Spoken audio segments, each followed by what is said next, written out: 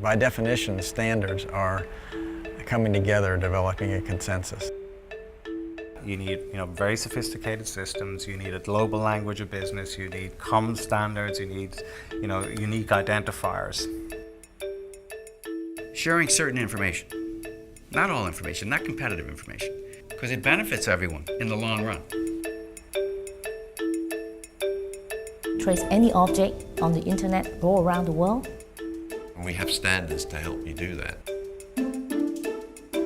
If the standards are common, and we're talking a common language. Now my part of the world, Middle East, Egypt, are now speaking the global language of business. It really requires an incredible amount of trust. It's a contract with the rest of the world saying, I will do this, I'm assuming you will do this. The world cannot afford waste. Consumers are not willing to pay for waste. We all have the same dream to create one global standard. Everybody, the companies, the communities, the consumer can benefit from them. Accuracy, integrity, a trusted network, a safe supply chain, all of those words now become important to the new GS1 going into the future.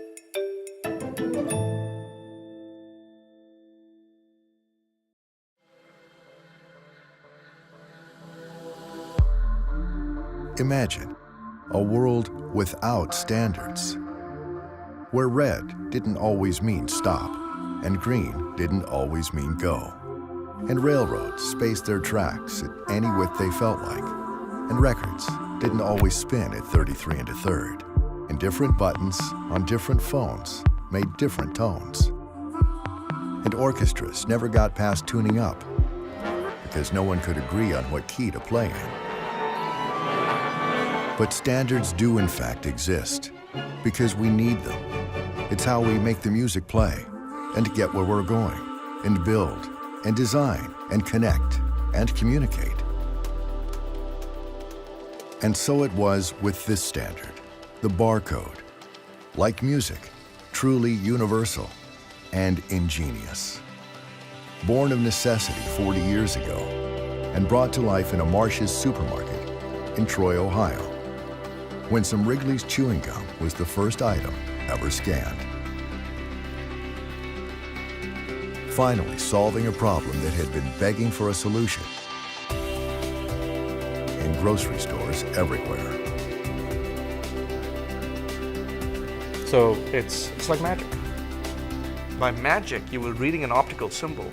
There was a database which was new, and you were automatically adding to the bill. It's hard to imagine now, but 40 years ago, this was just sheer magic. It utterly transformed the way we do business. All of a sudden, machines could read product information. Back then, only food manufacturing and grocery businesses were thinking hard about the barcode, and only a small number of them were thinking ahead. There was once upon a time when we used to have to put a price marker on each one of these. This may be before you were born. But anyway, One of the forward-thinking companies, Wegmans, the family firm founded in 1916, now run by Danny Wegman. It took us 3 years to have scanning in all of our stores. It took the rest of the industry another 12. Processing starts the moment fresh berries or fruits arrive at one of the plants. The other side of the equation, food manufacturers. Companies like J.M. Smucker, which started as a family business making apple butter in 1897. Because with a name like Smucker's, it has to be good. The Smucker's brand always stood for old-fashioned, down-home goodness. But the business was run with an eye to the future. Tim Smucker was in charge of marketing in the 70s, and barcodes gave even him a few worries. the major concern was, do we have to put these black lines on here, defacing my label? Well, sure, that's a very big concern. How can you do that, and what's the reason for doing that? Is it really worth it? Every manufacturer had to justify putting this barcode on the packaging.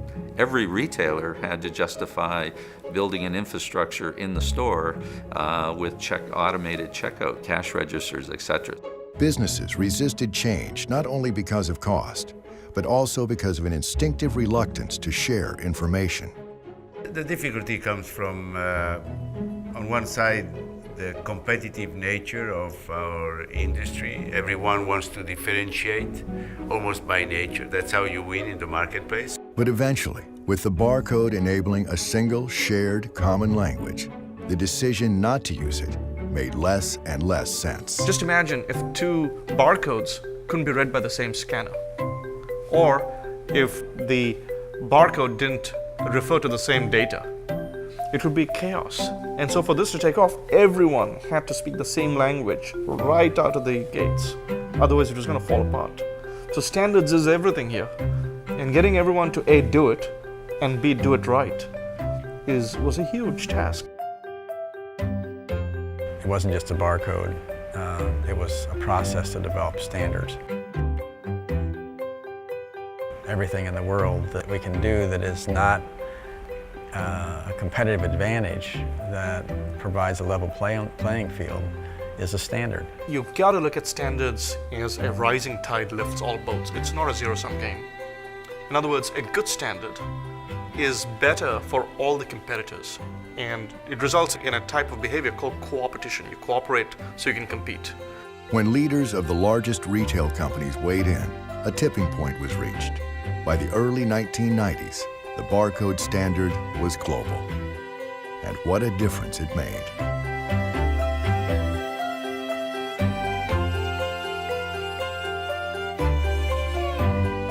Tesco ship pretty much 1 billion individual items every single week from farms and factories all over the world to stores all over the world. Getting the stock levels just right is every retailer's dream. To do that, you need very sophisticated systems, you need a global language of business, you need common standards. The reality is that standards are there to avoid waste, to remove unnecessary activities, unnecessary transactions, unnecessary inventory.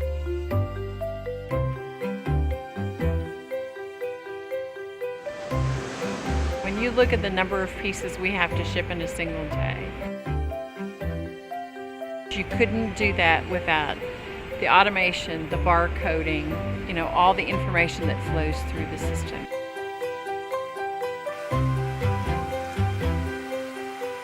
Barcodes 15 years ago, game over. They won. The standard is worldwide. Billions, something between 5 and 10 billion tags are scanned daily. This is one of the most successful standards in history.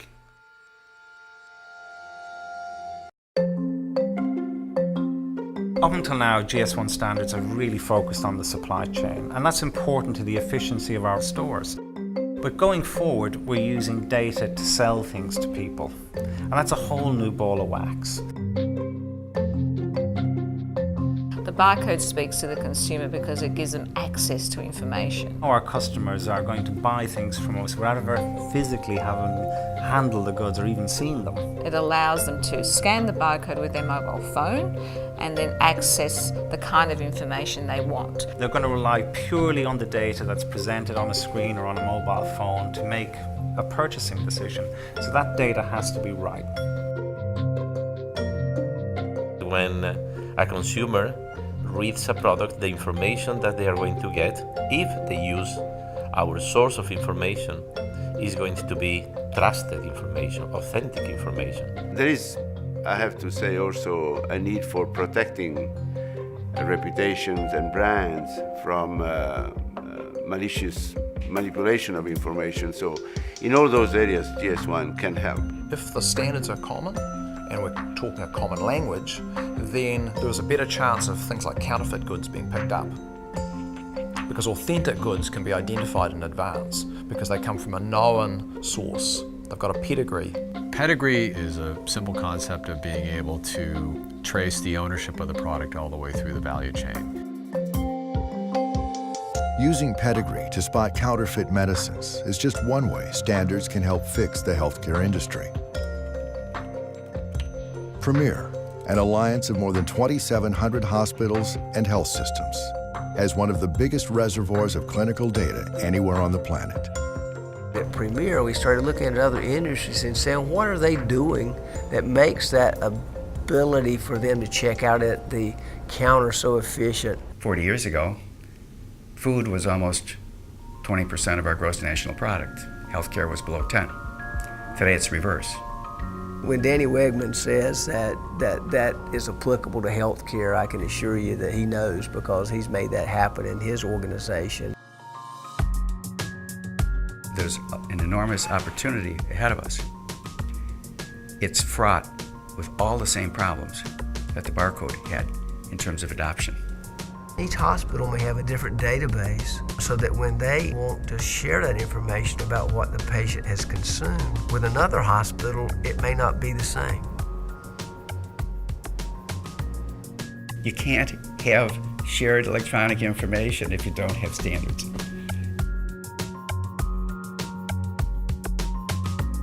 You have people staking out their own turf, saying if you play in this playpen, everybody communicates. And some of the companies that are big in that are going to build big walls around it. So the challenge we face as a country and as a world is how to break down those walls.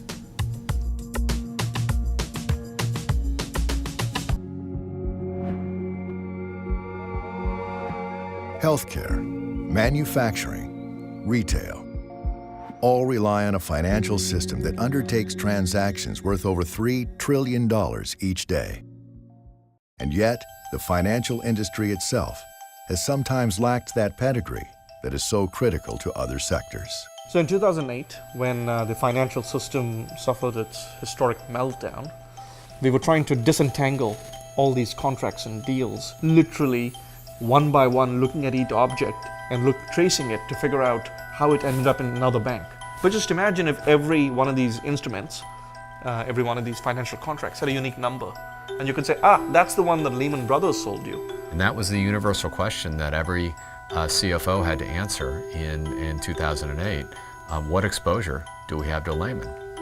And the scary part about that question is many CFOs confided us and said they didn't know. I think it's interesting to contemplate that you have a transaction that's worth $2 or $4, and it can be tracked throughout the world, but you can't track something that's $1 million. So fast forward to 2013 now, the financial industry is working very hard globally to try to identify a common way to identify legal entities, one way around the world.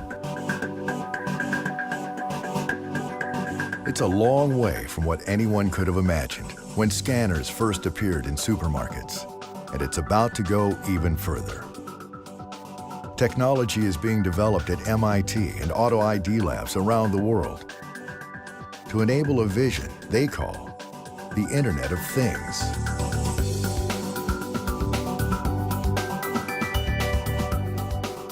So for the first time, the information world and the physical world can be coupled at a level that we could not even have imagined a few years ago. We could actually engage in this wireless technology. We could almost re-engineer, reinvent all the ways we do work today. And the examples of that could be something as profound as identifying whether a product is a counterfeit or real. It could be something as mundane as counting the number of items in a shelf in a retail store, or something as profound as figuring out which batch of wheat that product came from. It is going to be the bloodstream, the information bloodstream of the physical world. Remarkable as that technology is, technology alone has never made the critical breakthroughs in this story. The lasting value has always come from business rivals sitting down together to create and implement shared standards. So these are big things that are going to have to get tackled in the next 5 or 10 years. We can already see some proprietary standards emerging, but proprietary standards never last. The lasting standards are the ones that everybody agrees upon. When I look at the future, my dream is that we have extended our global standard to any sector. Everybody, the companies, the communities, the consumer can benefit from them. 3 things got us to where we are over the last 40 years. Leadership, community, and standards, which is a form of agreement. And these are actually very hard things to achieve. Leadership, because you need to have people agree to do something. Community, because you need the community to do the heavy lifting and then spread the word. An agreement, which is standards, so that everyone then talks the same language. We can't do our job without extraordinary leadership from industry, and we're eternally indebted to people over the last 40 years that have graciously, selflessly offered their time and effort to promote something that didn't directly accrue to them, but that helped to improve the overall industry. It's how you build consensus. By definition, standards are coming together, developing a consensus. We need to know what is important to agree upon. And if we find those things that are important to agree upon, the things that we disagree upon will fall away. It's a vision Joseph Woodland could never have imagined in 1948, sitting on a Florida beach where he first dreamt up the idea for the barcode. I poked my 4 fingers into the sand, and for whatever reason, I pulled my hand toward me and drew 4 lines. I said, golly, now I have 4 lines, and they could be wide lines and narrow lines instead of dots and dashes. It sounds, as he himself once said, like a fairy tale. It's no fairy tale. It's just the beginning of a story that is still being written.